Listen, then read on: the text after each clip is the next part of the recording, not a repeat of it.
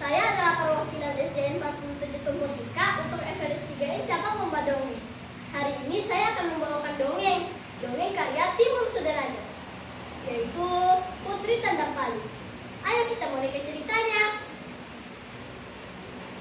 Pada zaman dahulu di Sulawesi Selatan, berdiri sebuah kerajaan yang rajanya dipimpin oleh Labu Satana Datu Manggit.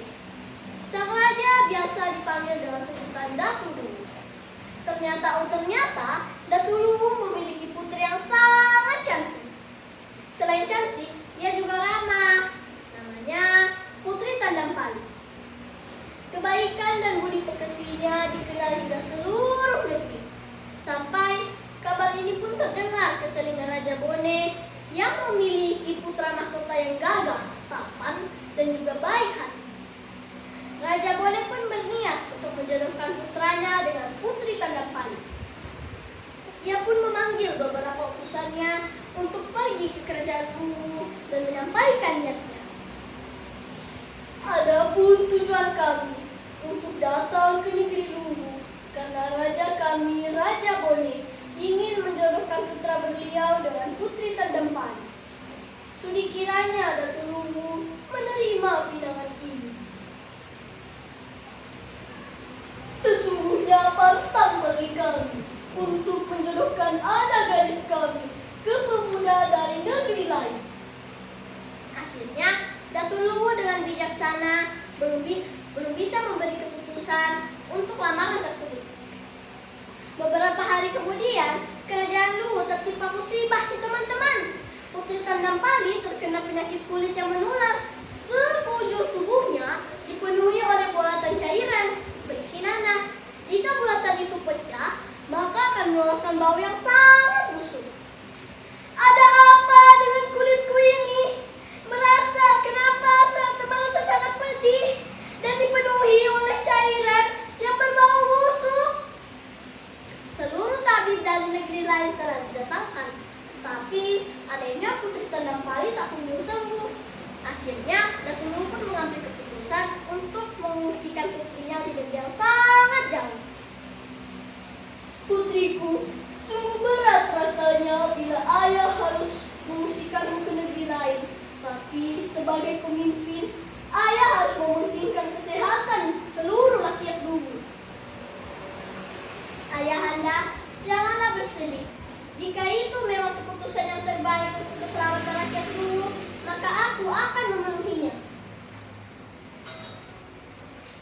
Terima kasih putriku. Namun sebelum kau pergi, ambillah keris ini agar semua orang tahu aku adalah ayahmu Datu Luwu yang tak akan membuangmu.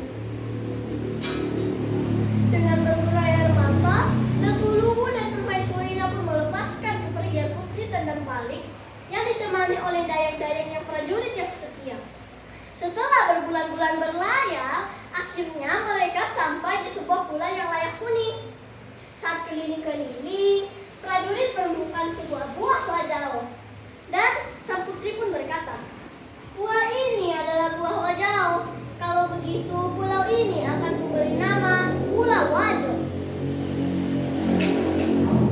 Lalu pada suatu hari, saat putri sedang jalan-jalan, ia pun menemukan sebuah kerbau bule.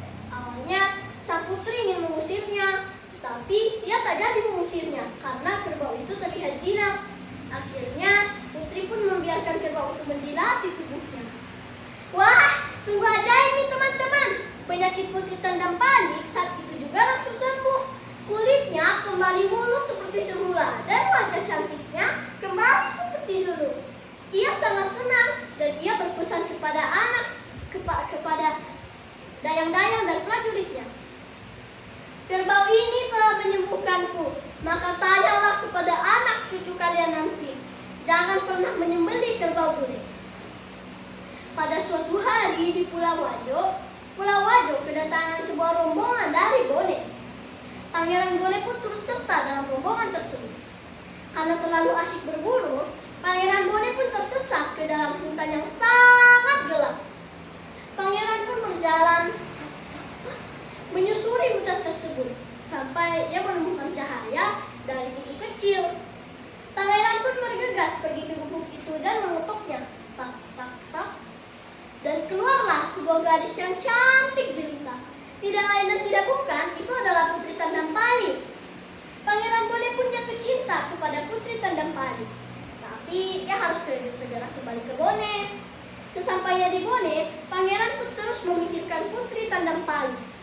Sampai akhirnya ia pun kembali ke Wajo untuk melamar Putri Tandampali. Pangeran, jika engkau ingin melamarku, maka bawalah keris ini ke ayahku. Jika ayahku menerimanya, maka lamaranmu akan diterima. Baiklah, Putri. Pangeran pun membawa keris ini pergi ke kerajaan Datu Luwu. Datu Luwu pun menerima keris itu dengan senang hati.